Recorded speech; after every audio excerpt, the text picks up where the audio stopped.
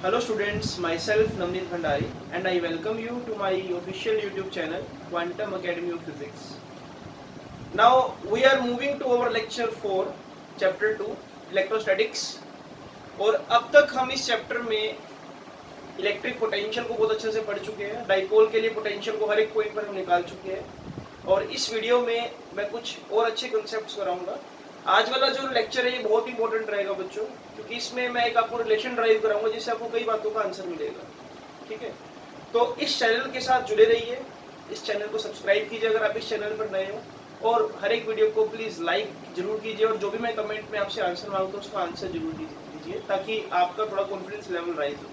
ठीक है, तो आज के टॉपिक की तरफ बढ़ते हैं। आज सबसे इंपॉर्टेंट टॉपिक है कि what is the relationship between electric field and electric potential. ठीक है, तो समझते हैं। देखो वैसे अब तक हमने जो हमारी नॉलेज में है, इलेक्ट्रिक फील्ड का फॉर्मूला ई वेक्टर क्या होता है, के क्यू बाय में आर स्क्वायर। अगर पोटेंशियल निकालना हो तो इट विल बी के क्यू बाय में आर। इसके ऊपर वेक्टर आएगा और इसके ऊपर वेक्टर नहीं आएगा क्योंकि ये वेक्टर क्वांटिटी है और ये स्केलर क्वांटिटी है, ये बात आपको पता है पहले से। तो सपोज एक प्लस क्यू चार्ज है बच्चों और प्लस क्यू चार्ज से इलेक्ट्रिक फील्ड ऐसे बाहर की तरफ निकल रहा है। इसका लॉजिक भी समझाऊंगा कि हम बाहर की तरफ कैसे निकाल देते हैं इसको, है ना। फील्ड लाइंस को मैं ऐसे बाहर की तरफ निकाल रहा हूं। अब जस्ट इमेजिन कि यहाँ पर एक पॉइंट मैंने लिया ए और यहाँ पर एक पॉइंट लिया बी और इनफाइनाइट से किसी मैं क्यू नॉट चार्ज को लेकर आ रहा हूँ और मैंने बोला कि मैंने इसको डी आर डिस्प्लेसमेंट दी यहाँ पर अंदर की तरफ। अब ये वही सिनेरियो हो गया। देखो जरा, अगर मान लो इनिशियली जो चार्ज है वो x डिस्टेंस दूर है, इनिशियली चार्ज यहाँ पर है x नॉट, मतलब यहाँ से यहाँ तक का मुझे वर्क डन निकालना है तो मैं पोटेंशियल यूज करूंगा। ये बात हमने पहले जान ली है। इलेक्ट्रिक पोटेंशियल क्या होता है, इनफाइनाइट से लेके आने में जो वर्क डन होता है डिवाइड बाय टेस्ट चार्ज। तो अगर मैं लॉजिकली समझूं, इस क्यू नॉट चार्ज पर बाहर की तरफ फोर्स लग रहा है इलेक्ट्रोस्टैटिक फोर्स और अंदर की तरफ फोर्स लग रहा है आपका एक्सटर्नल, है ना। बाहर की तरफ इलेक्ट्रोस्टैटिक और अंदर की तरफ एक्सटर्नल। तो जो एफ एक्सटर्नल होगा बच्चों वो क्या इक्वल एंड अपोजिट है इलेक्ट्रोस्टैटिक फोर्स के। ये बात हमने पहले लेक्चर में डिस्कस की थी। To keep the acceleration zero और to keep the kinetic energy constant we will assume this situation. ठीक है, लेकिन फिर भी हल्का सा बिल्कुल नेग्लिजिबल अमाउंट में बोलूंगा कि एफ एक्सटर्नल थोड़ा सा ज्यादा होता है, लेकिन फिजिक्स में हम अप्रोक्सीमेशन लेकर इसको करेंगे। ठीक है, अगर ये नेट फोर्स ही जीरो कर दे तो चार्ज मूव तो करेगा नहीं, तो इसलिए एक छोटी सी अप्रोक्सीमेशन ये है कि नियरली इक्वल है, मतलब जो एफ एक्सटर्नल है this is nearly equal to F external but opposite direction में। तो यानी कि एफ एक्सटर्नल की वैल्यू को मैं क्या लिख सकता हूँ, माइनस क्याउ इनटू में ई, है ना। एफ एक्सटर्नल का जो रिजल्ट होगा वो क्या हो जाएगा, माइनस क्या हुई, क्योंकि एफ ई का मतलब क्या हुई, नेगेटिव साइन लगा दिया, तो यहाँ पर क्या माइनस क्या हुई। तो अगर मैं यहाँ पर इस सिचुएशन को लगाऊं बच्चों, सी यहाँ पर सिचुएशन क्या बन जाएगी,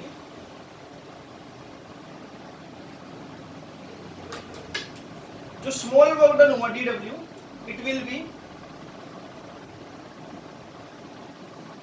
F external dot D R. External force के लिए देखो, एक्सटर्नल फोर्स यहाँ पर लग रहा है, डिस्प्लेसमेंट भी अंदर की तरफ है, this is the direction of F external and this is the direction of displacement. तो डी आर भी अंदर की तरफ, एफ एक्सटर्नल भी अंदर की तरफ, तो यहाँ पर मैं क्या लगा सकता हूँ, cos 0 डिग्री। और एफ एक्सटर्नल की खुद की वैल्यू क्या है, माइनस क्या हुई, यहाँ पर क्या आ गया आपके पास डी आर, cos 0 क्या हो गया 1, तो यहाँ पर क्या आ गया बच्चों डी डब्ल्यू। लिसन, अगर मैं इस माइनस क्यू को डी डब्ल्यू को मैं यहाँ पर नीचे ले जाऊँ, यहाँ पर मैं क्यू नोट चार्ज ले रहा हूँ तो इसलिए मैं क्यू नोट लगा देता हूँ यहाँ पर, तो इस क्यू नोट को मैं नीचे की तरफ ले आया, तो यहाँ पर क्या बचा आपके पास E into D R.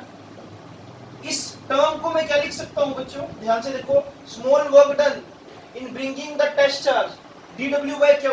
Just remember W by q क्या था अभी, तो डी डब्ल्यू बाई क्यू क्या होगा, इसको मैं लिख सकता हूँ यहाँ पर minus d V equals to E d are.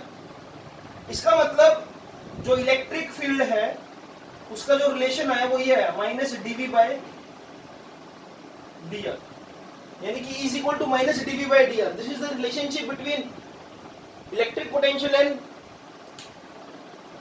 Electric field. अब इसका सिग्निफिकेंस देखो जरा, इसको प्लीज बच्चों पर नोट डाउन कर लो कि मैंने कैसी चीजों को लिया है यहाँ पर। स्मॉल वर्क डन क्या है, ये एफ एक्सटर्नल के द्वारा चार्ज को dr डिस्प्लेसमेंट अंदर की तरफ दिया, है ना। यहाँ पर मैं कंप्लीट वर्क डन निकाल के करूंगा भी क्या, मुझे यहाँ पर कोई पोटेंशियल को दोबारा निकालना नहीं है, इसलिए मुझे तो एक रिलेशन निकालना है, इसलिए मैंने इसको यहीं पर इसको कंटिन्यू कर दिया कि dw by q नॉट को मैंने क्या लिख दिया यहाँ पर dv। अब अगर आप ये सब लिख चुके हो बच्चों, इस पर मैं आपको बहुत बेहतरीन कुछ बातें बताऊंगा जिससे आपको कई चीजों का पता लगेगा, ठीक है। तो इसको आप जल्दी से नोट डाउन कर लो। सो बच्चों अभी हम क्या करेंगे, is equal to minus DV by D r के सिग्निफिकेंस को जानेंगे। ये रिलेशन बहुत इंपॉर्टेंट क्यों बन जाता है, क्योंकि इससे रिलेटेड कई सारे कंसेप्चुअल्स हमारे पेपर में आ जाते हैं। हर साल एक कंसेप्चुअल डेफिनेटली इस पे बनेगा ही बनेगा, और कॉम्पिटिटिव एग्जाम में भी बनेगा। अभी मैं आपको एक क्वेश्चन भी बताऊंगा जो नीट 2017 में आया था, और बिल्कुल सिंपल सा क्वेश्चन था, ये कोई भी कर सकता है, ठीक है। तो what is the significance of this relation is equal to minus DV by D R. इससे अपने को ये पता लगता है, देखो अगर आपको थोड़ा सा भी अगर आपको ध्यान हो न्यूटन्स लॉ ऑफ कूलिंग का, तो वहां पर एक फैक्ट आता है माइनस डी टी अपॉन में d T, capital T for temperature, small t for time. इसका मतलब ये हुआ ना, temperature is falling with respect to time. dt by dt क्या अगर नेगेटिव आ जाए, यानी कि कोई चीज डिक्रीज कर रही है, किसके विद रिस्पेक्ट टू, टाइम के विद रिस्पेक्ट टू। यहाँ पर देखो dv बाई dr को हम क्या बोलेंगे, change in potential with the distance. लेकिन अगर नेगेटिव आ गया तो इससे क्या क्लियर हो रहा है, potential is decreasing with the distance and this is giving you E electric field. तो यानी कि अगर कोई Q चार्ज है, Q चार्ज से बाहर की तरफ मैं फील्ड लाइंस अगर बना रहा हूँ, उसका लॉजिक क्या, देखो यहाँ पर पोटेंशियल है V, और V पर पोटेंशियल क्या होगा, V माइनस dv, या ऐसा बोल दूं कि भाई यहाँ पर पोटेंशियल है VA, यहाँ पर पोटेंशियल है VB, और आपको पता है कि VA की वैल्यू VB से ज्यादा है।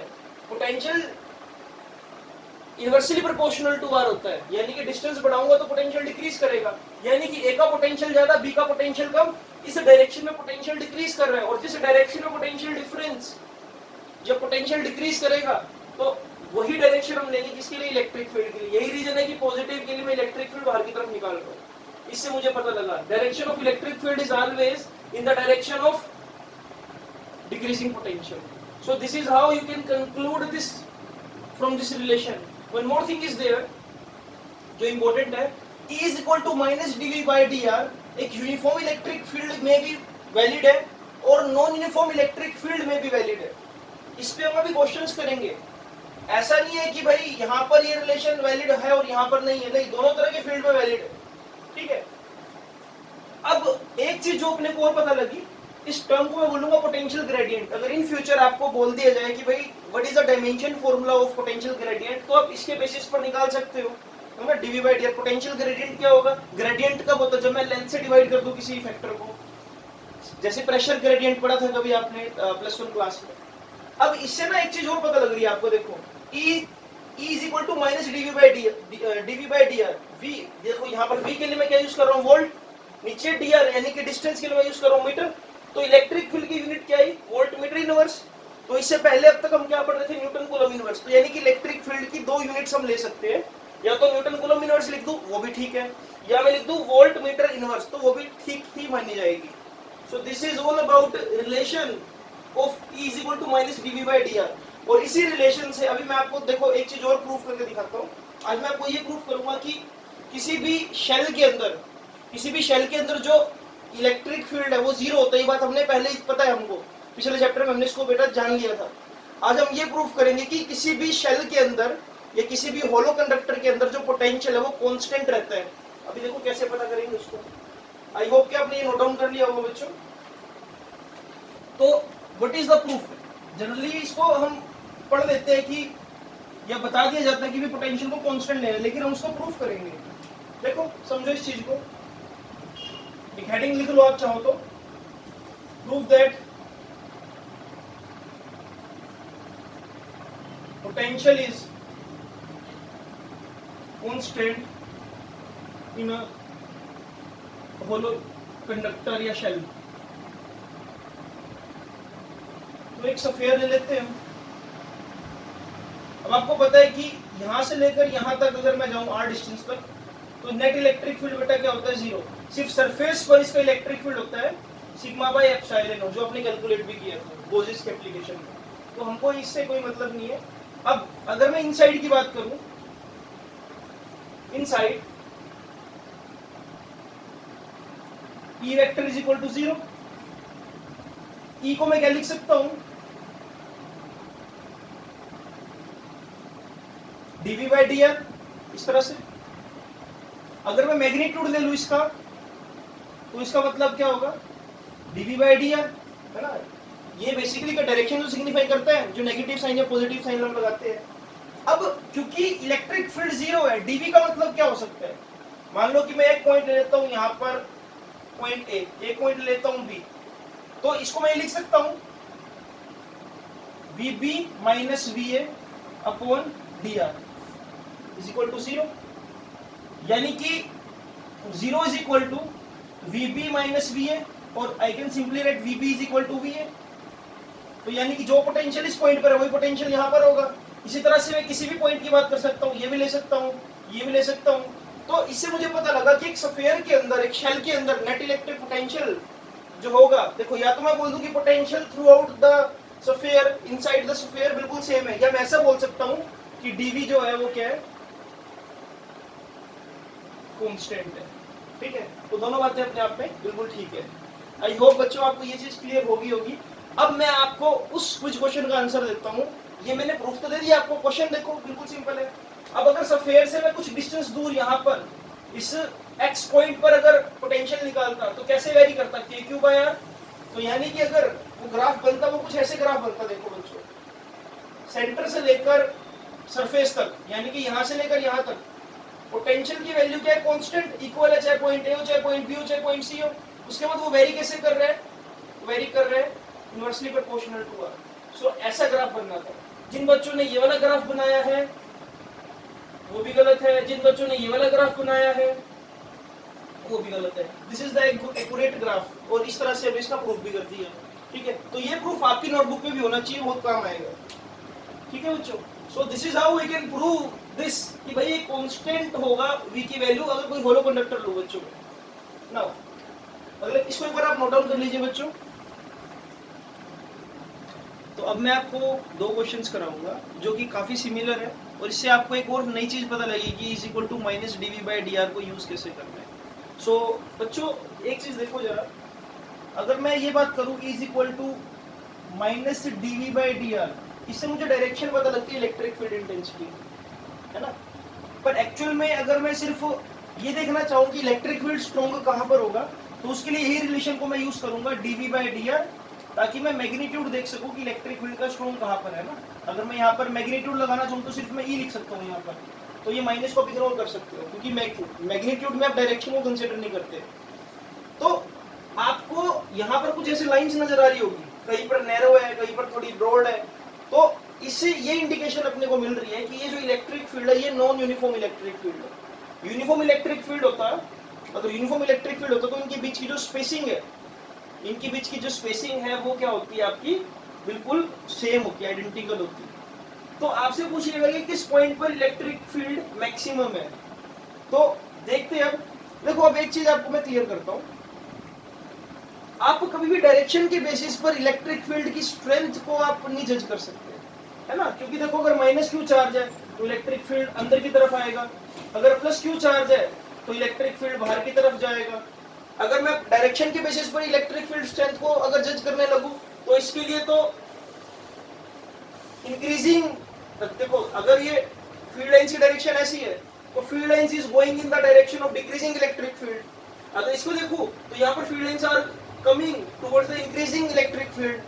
तो आपने कभी भी डायरेक्शन से इलेक्ट्रिक फील्ड का मैग्नीट्यूड जज नहीं करना है, ये सबसे बड़ी मिस्टेक होगी। ठीक है, तो अब आप जज कैसे करोगे इस चीज को कि इलेक्ट्रिक फील्ड कौन से पॉइंट पे स्ट्रॉन्ग है, ए पर स्ट्रॉन्ग है, बी पर स्ट्रॉन्ग है या सी पर स्ट्रॉन्ग है। इसका एक तरीका है, ये क्वेश्चन जनरली आपसे पूछा जाए तो आपको यही लॉजिक अप्लाई करना जैसे मैं बता रहा हूँ।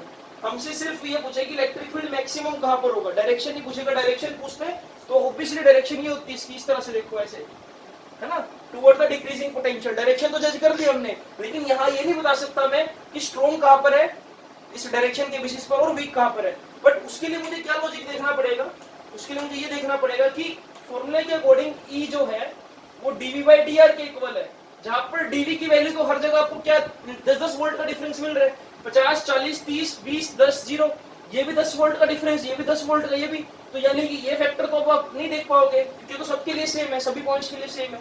लेकिन आप ये देखो कि डीआर की वैल्यू जिसके लिए कम होगी, यानी कि जहां पर ये जो स्पेसिंग आपको नजर आ रही है सबसे कम होगी, वहां पर इलेक्ट्रिक फील्ड सबसे स्ट्रांग होगा। तो अब ये देखो आप जरा, ये सबसे ब्रॉड है, ये सबसे नैरो है और ये इंटरमीडिएट है, ठीक है। तो जहां पर डीआर की वैल्यू सबसे कम, वहां पर इलेक्ट्रिक फील्ड क्या हो जाएगा, मैक्सिमम। तो इस तरह से आप जज कर पाओगे कि जो इस केस में है इलेक्ट्रिक फील्ड जो बी पर होगा वो क्या होगा, मैक्सिमम होगा बच्चों, ठीक है। आई होप कि आपको ये चीज क्लियर होगी कि यू विल नॉट जज the strength of electric field bye its direction, क्योंकि पॉजिटिव के लिए अलग है और नेगेटिव के लिए अलग है, कंसेप्ट गलत हो जाएगा वहां पर आपका, ठीक है। उसके बाद सेकंड क्वेश्चन, ये क्वेश्चन वो जो नीट 2017 में आया और इससे इजी क्वेश्चन नीट में आ नहीं सकता, इस टॉपिक में से बहुत इजी क्वेश्चन है, आप खुद जज कर पाओगे। आपको यूनिफॉर्म इलेक्ट्रिक फील्ड दे दिया और 3 पॉइंट मार्क कर दिए, बी के जस्ट ऊपर ए और एक यहाँ पर सी। आपसे पूछा कि पोटेंशियल मैक्सिमम कहाँ पर होगा, potential maximum electric field is always towards the decreasing potential, decreasing potential यानी कि सी पर पोटेंशियल कम, ए और बी पर उससे ज्यादा होगा, तो यानी कि इलेक्ट्रिक फील्ड तो आप जज करोगे, लिखा है पोटेंशियल यानी कि वी ए पर इक्वल होगा वीबी के, और ये ज्यादा किससे होगा, सी से। डिक्रीजिंग पोटेंशियल है ना, electric field lines is always towards the decreasing potential, यानी कि वीसी कम डिक्रीज हो रहा है और वीए क्या है और वीबी क्या है उससे ज्यादा, तो यानी कि इसका आंसर क्या होता है बेटा, ये होता है वीए पर मैक्सिमम और उतना ही क्या होगा वीबी पर, और दोनों क्या होंगे वीसी से ज्यादा होंगे। तो इस तरह से आप क्या क्वेश्चन करेक्ट कर सकते हो। तो अब मैं और कुछ क्वेश्चंस पर आ रहा हूँ, इस टॉपिक को बहुत गहराई से इसका पूरा पोस्टमार्टम करेंगे और क्या क्या क्वेश्चंस बन सकते हैं। तो बच्चों अब हम कुछ ग्राफ्स को देख लेते हैं, ग्राफ किस फॉर्म में आ सकते हैं पोटेंशियल से रिलेटेड। सबसे पहला और basic graph, plot the graph for electric potential versus distance for a positive charge, क्या ग्रेटर देन 0, तो आपको पता है कि v inversely proportional to r है, तो ग्राफ बनेगा आपका फर्स्ट क्वाड्रेंट में। अगर चार्ज नेगेटिव है तो यही ग्राफ आपका बिल्कुल ऐसा ही बनेगा, बट वो ग्राफ कहां शिफ्ट हो जाएगा, फोर्थ क्वाड्रेंट में, ठीक है। तो potential increase with the increase in distance, sorry with the decrease in distance. इसी तरह से ही अगर मैं v versus 1/r graph plot करूंगा तो वो क्या होगा, स्ट्रेट लाइन। इसी तरह से v versus 1/r graph plot करूंगा किसके लिए, चार्ज नेगेटिव के लिए या चार्ज लेस देन 0 के लिए, तो वो क्या बनेगा, फोर्थ क्वाड्रेंट, राइट। तो ये इसका दूसरा रूप है। आपसे पेपर में हालांकि ये वाला ग्राफ पूछा जा सकता है, बट फिर भी आपको इस चीज के लिए भी तैयार रहना चाहिए। और एक शेल के लिए मैंने आपको बता ही दिया कि होलो अगर शेल है उसके लिए जो पोटेंशियल होगा उसका ग्राफ कुछ ऐसा होगा, inside potential remain constant and outside the shell it very inversely to distance r। I hope कि आपको बच्चों ये चीज क्लियर होगी। तो इसके साथ इसको प्लीज आप नोट डाउन कर लीजिए ऐसे ही जैसे बना हुआ है हेडिंग देकर, और अब हम कुछ और क्वेश्चंस की तरफ आते हैं। सो बच्चा पार्टी, अब मेरे पास दो और अच्छे न्यूमेरिकल्स है जो सीबीएसई पॉइंट ऑफ व्यू से इंपॉर्टेंट है, और मैं E is equal to minus DV by D R relation ही यूज करूंगा। अब तक आपको पता लग गया होगा कि ये रिलेशन बहुत इंपॉर्टेंट है, क्योंकि इससे एक नहीं 2 या 3 कंसेप्ट निकल कर सामने आते हैं। तो बच्चों now there are 2 more questions. One question is this, दो आइडेंटिकल प्लेट्स है, राइट, दो आइडेंटिकल प्लेट्स है और एक प्लेट के ऊपर जो नेट पोटेंशियल है वो है 10 वोल्ट, इसका पोटेंशियल 10 वोल्ट का है, और इस प्लेट की मैंने अर्थिंग कर रखी है। अर्थिंग का मतलब मैं आपको बता देता हूँ, अर्थिंग का मतलब है यहाँ पर 0 वोल्ट का पोटेंशियल डिफरेंस है। तो ये बात आपको पता होनी चाहिए, जहां पर भी अर्थिंग दिखे आपको, यानी कि वहां पर नेट पोटेंशियल दिखना है 0 वोल्ट, राइट। तो इस गिवन इंफॉर्मेशन से, और हाँ एक चीज और, 3 पॉइंट हमने इसमें मार्क कर लिए। पहला पॉइंट मार्क किया ये x, ये पॉइंट y और ये z। x पॉइंट y के डायरेक्टली ऊपर है, ठीक है। आपको ये बताना है सबसे पहले कि इलेक्ट्रिक फील्ड का मैग्नीट्यूड क्या होगा और डायरेक्शन क्या होगी। तो अगर आप ध्यान से देखो, यहाँ पर पोटेंशियल 10 वोल्ट है, यहाँ पर पोटेंशियल 0 वोल्ट है, तो इलेक्ट्रिक फील्ड लाइंस की जो डायरेक्शन होती है हमेशा टुवर्ड्स द डिक्रीजिंग पोटेंशियल होती है बच्चों। तो this will be the direction of electric field lines. क्योंकि प्लेट्स आइडेंटिकल है तो यानी कि बीच में जो इलेक्ट्रिक फील्ड बनेगा वो यूनिफॉर्म नेचर का बनेगा, है ना, जितना चार्ज यहाँ पर है उतना ही चार्ज यहाँ स्टोर हो सकता है, लेकिन उसको लेकर अर्थिंग कर दी। अब इलेक्ट्रिक फील्ड का मैग्नीट्यूड निकालने की बारी आ गई। देखो E is equal to formula होता है dV बाई डी, या मैग्नीट्यूड की बात कर रहा हूँ मैं यहाँ पर, तो E is equal to dV by dr अगर मैं कर दूँ यहाँ पर, मुझे इसमें सेपरेटिंग डिस्टेंस भी गिवन होना चाहिए, मैं एक बार आपको कंफर्म करके बता देता हूँ। हाँ जी बिल्कुल गिवन है यहाँ पर, ये थोड़ी इन्फॉर्मेशन मिस हो गई यहाँ पर। प्लेट्स आर 1 सेंटीमीटर अपार्ट, ठीक है, तो यानी कि मुझे dV की वैल्यू पता है। dV कितना है बच्चों, यहाँ पर 10 वोल्ट का डिफरेंस है, 10 माइनस 0 करके देख लूँ घर में, है ना। दोनों प्लेट्स के बीच में कितने वोल्ट का डिफरेंस है, 10 वोल्ट का डिफरेंस है। 0 माइनस 10 करो, 10 माइनस 0 करो, दैट डजंट मैटर, क्योंकि मैं डायरेक्शन नहीं यहाँ पे मैग्नीट्यूड लेकर चल रहा हूँ। तो इसकी वैल्यू 10 आ गई। dr 1 सेंटीमीटर यानी कि 1 into 10 raised to power minus 2 कर दूंगा, तो यानी कि जो इलेक्ट्रिक फील्ड आया बच्चों, ये -2 ऊपर जाएगा तो कितना हो जाएगा, प्लस का 2 यानी कि 100 volt meter inverse. So this is the answer. Electric field भी आपने लिखा दिया और आपने क्या डायरेक्शन भी बता दी। एक और पार्ट है इसका कि मुझे कितना वर्क डन करना पड़ेगा एक 20 माइक्रोकूलम चार्ज को x से y तक ले जाने में। अरे बिल्कुल सिंपल है भाई, देखो क्या इस बात से आप सहमत हो कि potential at x equals to potential at y, है ना। और जो वर्क डन होता है, वर्क डन क्या होता है, मैं x से y की तरफ लेकर जा रहा हूँ ना, तो x से y फाइनल के y vy minus vx, work done का फॉर्मूला है ना, potential difference in bringing the charge, charge q not है, लेकिन vy तो vx के इक्वल है, तो यानी कि जो वर्क डन होगा वो क्या हो जाएगा बच्चों, 0। तो जब आप सेम पोटेंशियल वाले पॉइंट्स पर चार्ज को मूव करोगे तो नेट वर्क डन हमेशा आपको क्या मिलेगा, 0, ठीक है। तो ये आपको यहाँ पर इसका आंसर मिल जाएगा, नेट वर्क डन मिल के 0। आई होप कि आपको चीज क्लियर हो रही होगी। इसको आप दूसरे तरीके से देखना चाहो तो एक और तरीका भी है मेरे पास। देखो इलेक्ट्रिक फील्ड की डायरेक्शन ये है ना, तो यानी कि यही डायरेक्शन है इलेक्ट्रिक फोर्स की, क्या हो इनटू ई की। चार्ज को आप कहां पर मूव करा रहे हो, परपेंडिकुलरली ऊपर की तरफ, सेम पोटेंशियल पर है ना, ए से बी ऊपर की तरफ। तो यहाँ पर डिस्प्लेसमेंट और इलेक्ट्रिक फील्ड, मतलब डिस्प्लेसमेंट और force due to electric field में एंगल कितना बन रहा है बच्चों, 90 डिग्री। तो वहां पर अपने आप आपको पता लगे कि वर्क डन 0 हो जाएगा, क्योंकि यहाँ पर क्या फैक्टर आ जाएगा, cos 90 डिग्री। तो अगर आप इसको ऐसे देखना चाहो तो ऐसे भी कर सकते हो, ऐसे देखना चाहो तो देयर आर 2 सिनेरियोस जिससे आप इसको क्या बता सकते हो कि नेट वर्क डन 0 होगा। आगे मैं कंसेप्ट कराऊंगा इक्विपोटेंशियल सरफेसेस, वहां पर भी मैं ये चीज आपको बार-बार रिपीट करूंगा और ये चीज बताऊंगा भी। Now there is one more question, I hope कि ये चीज आपको क्लियर हो गई होगी, ठीक है। एक और क्वेश्चन है हमारे पास कि इलेक्ट्रिक फील्ड एक रीजन में यूनिफॉर्म है, that is 5 into 10 raised to power 3, okay. आपको पोटेंशियल डिफरेंस बताना है ए और सी में कितना होगा।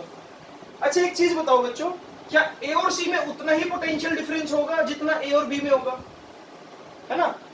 ए और सी में उतना ही पोटेंशियल डिफरेंस होगा ना जितना ए और बी में। अगर मैं एक मान लो इमेजिनरी पॉइंट, देखो इसका ऐसे मैं क्यों बोल रहा हूँ, क्योंकि आपको पता है अगर मैं एक इमेजिनरी पॉइंट यहाँ पर ले लूँ D, potential at A is equal to potential at D, क्योंकि इक्विडिस्टेंस है चार्ज से। अगर यहाँ पर कोई सोर्स चार्ज होता है ना, दोनों पॉइंट पर पोटेंशियल तो सेम है ना।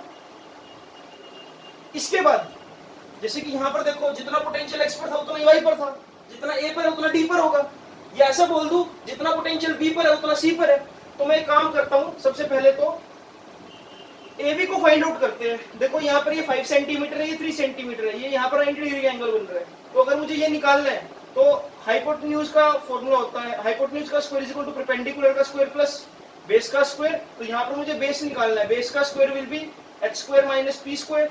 h की वैल्यू कितनी है बच्चों, 5 का स्क्वायर माइनस 3 का square, it will be somehow 16।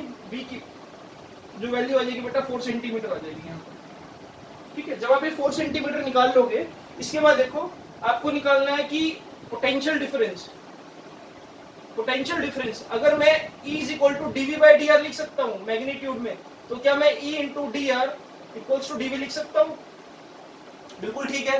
तो आगे देखो जरा, इलेक्ट्रिक फील्ड कितना दे रखा है आपको, 5 into 10 raised to power 3 dr, ये डिस्टेंस कितना दे रखा है आपको, 4 सेंटीमीटर। तो मल्टीप्लाई बाय 4 सेंटीमीटर और 10 raised to power minus 2 कर दो यहाँ पर, है ना। स्टैंडर्ड सिस्टम में बना दो इसको, ऐसा ही सिस्टम है। तो 5 4 जा 20 into 10 raised to power 3 into 10 raised to power minus 2। जब इसको सोल्व करूंगा तो आंसर क्या आ जाएगा बच्चों, 200 वोल्ट। आंसर क्या आ जाएगा, 200 वोल्ट। तो this is the net potential difference, ये मैग्नीट्यूड आ गया पोटेंशियल डिफरेंस का। आई होप कि आपको चीज क्लियर होगी।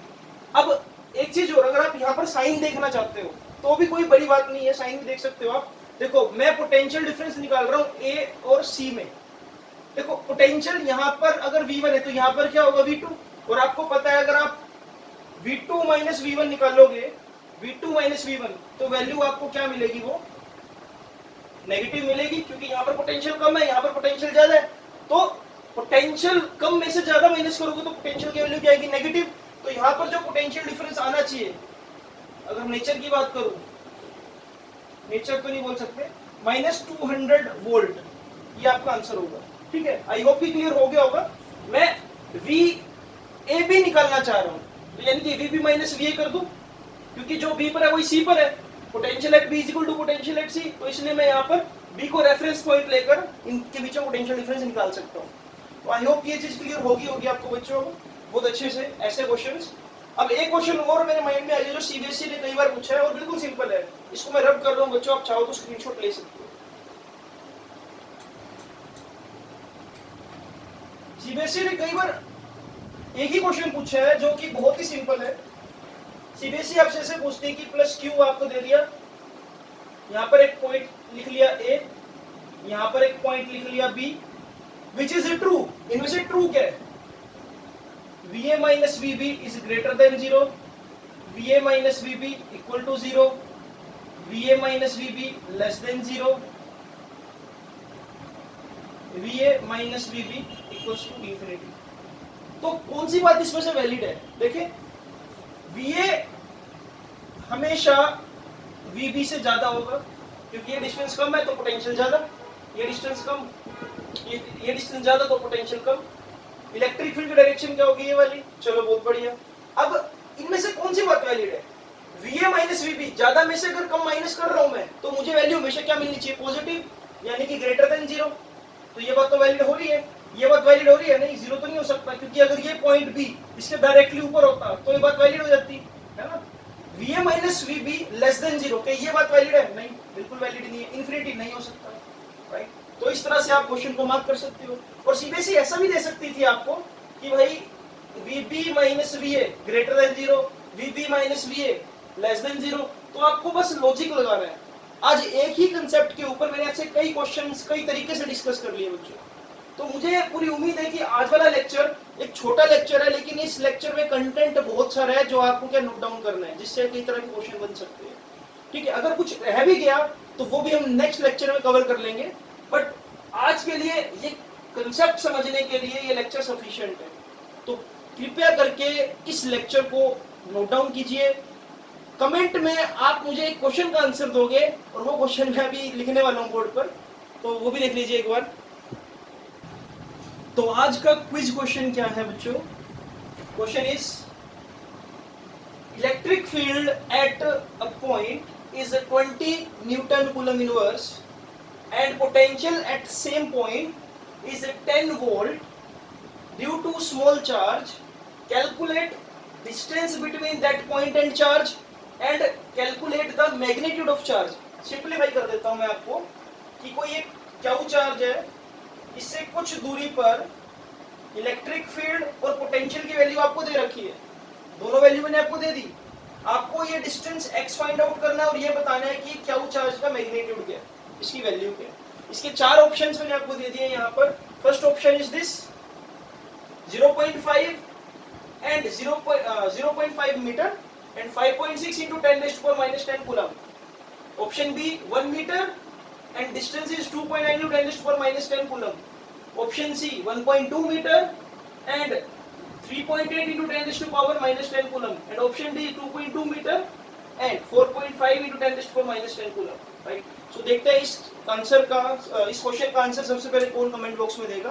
तो जुड़े रहिए इस चैनल के साथ। जो बच्चे अभी इस चैनल से जुड़े हैं, जिनको कुछ नहीं पता कि इससे पहले क्या पढ़ना है क्या नहीं करना, तो वो मुझे डायरेक्टली मेरे नंबर पर 9034384945 इस नंबर पर मुझे व्हाट्सएप कर सकते हैं। और अगर कुछ मटेरियल चाहिए आपको बच्चों, या आप हमारी ऑफिशियल ऐप में अगर आना चाहो, जहाँ पर आपके लिए हम लाइव डाउट सेशन कर सकते हैं, आपको असाइनमेंट दे सकते हैं। कुछ बच्चे हमारे साथ से यूट्यूब प्लेटफॉर्म तक जुड़े हुए हैं, जो आसपास के करनाल के गाँवों से है, या जो बच्चे वर्चुअली मतलब मुझे देख रहे हैं और कभी मुझसे मिले नहीं है, तो वो मुझे इस नंबर पर इंक्वायरी के लिए टेक्स्ट कर सकते हैं, मैं आपको अपनी ऐप में भी डाल सकता हूँ, और आपको क्या अगर कुछ हेल्प की जरूरत हो तो डेफिनेटली इस लॉकडाउन में मैं आपकी हेल्प करने को भी तैयार हूँ। सो मिलते हैं आपसे अगली वीडियो में, and I will wait for the answer of this question in the comment box. Bye bye.